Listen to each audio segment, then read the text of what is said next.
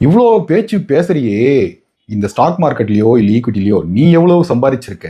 யாராவது சம்பாதிச்ச ஒரே ஒரு ஆளை நீ காட்டு பார்க்கலாம். இந்த மாதிரிலாம் நிறைய பேர் கமெண்ட் போடுறாங்க. www.google.com அப்படின்னு போட்டிங்கனாலே அதில் ரொம்ப கிளியராக தெரியும் யார் எவ்வளோ சம்பாதிச்சிருக்காங்கன்னு சொல்லிட்டு.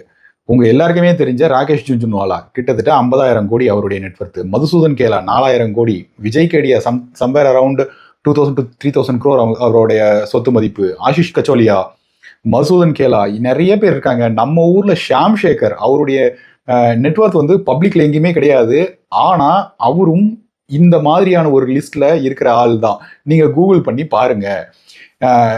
ஏன்னா இந்த அசட் கிளாஸ் வந்து ஹவு தே ஸ்டார்டட், ஒவ்வொருத்தருக்கும் வந்து ஒரு ஒரு ஒரு ஒரு இடத்துல இருந்து ஆரம்பிச்சிருப்பாங்க. விஜய் கேடியெல்லாம் ரொம்ப ரொம்ப வந்து ஒரு ஒரு ரொம்ப புவர் பேக்ரவுண்ட்ல இருந்து வந்த ஒரு மனுஷர் தான் அவரு.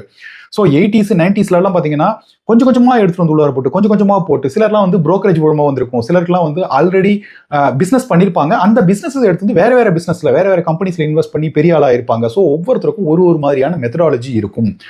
ஆனால் மாச சம்பளக்காரர்களுடைய ஸ்டைல், நீங்க வந்து உங்களுக்குன்னு ஒரு ஸ்டைல் நீங்க தாராளமாக உருவாக்கி கொள்ளலாம்.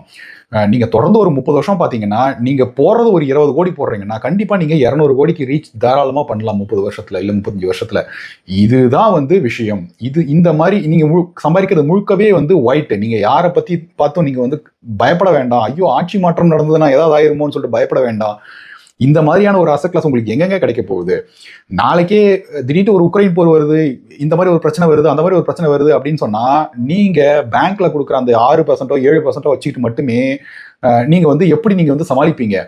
ஒரு ஒரு டெலிகாமோ, ஒரு அம்பானியோ, இல்ல ஒரு தாபரோ, ஒரு ஹெச்யூஎல்லோ ஏதோ ஒரு பிரச்சனை நடக்குது, அவங்களுக்கு 1 வருஷமோ இல்ல 2 வருஷமோ அவங்களுடைய ஏர்னிங்ஸ் குறையுது, ப்ராஃபிட் குறையுதுன்னா அவங்க என்ன பண்ணுவாங்க? அவங்க தள்ள தான் போடுவாங்க. 250 ரூபா டாரிஃப் பதிலாக 350 ரூபான்னு சொல்லிட்டு கட்டினா நீங்க உங்களுடைய ஃபைபர் நெட்வொர்க்குக்கு நீங்க கட்டியே ஆகணும். 10 ரூபா ஷாம்பு பாக்கெட்டா 11 ரூபாய்க்கு விற்கிறாங்களா இல்ல 12 ரூபாய்க்கு விற்கிறாங்கன்னா நீங்க வாங்கித்தான் ஆகணும். ஸோ இதுதான் விஷயம். இன்ஃப்ளேஷனை நீங்க வந்து பீட் பண்ணணும், நீங்க பெரிய பணக்காரர் ஆகணும் அப்படின்னு சொன்னா ஈக்விட்டி அல்லது மியூச்சுவல் ஃபண்ட் இது தவிர வேற இடம் கிடையவே கிடையாது. அல்லது நீங்களே பிஸ்னஸ் பண்ண வேண்டியதுதான். கொஸ்டின்ஸ் உங்களுக்கு இருந்தது அப்படின்னு சொன்னா கூகுள் பண்ணி கத்துக்கோங்க. சும்மாவே வந்து அடிச்சு விட்டு போய் சொல்றான், அது பண்றான், இது பண்றான், யாராவது காட்டு அப்படின்னா நெட்டு ஃபுல்லாகவே இருக்கு. கூகுள் பண்ணி தெரிஞ்சுக்கோங்க தயவு செய்து. ஸோ இதுதான் வந்து கிரேட்டஸ்ட் பூன். இந்தியா மாதிரியான ஒரு மார்க்கெட் வேற எங்கேயுமே கிடையாது. யூஎஸ் இந்தியா மாதிரியான க்ரோத் மார்க்கெட் வேற எங்கேயுமே உங்களுக்கு கிடைக்காது. Don't miss the bus.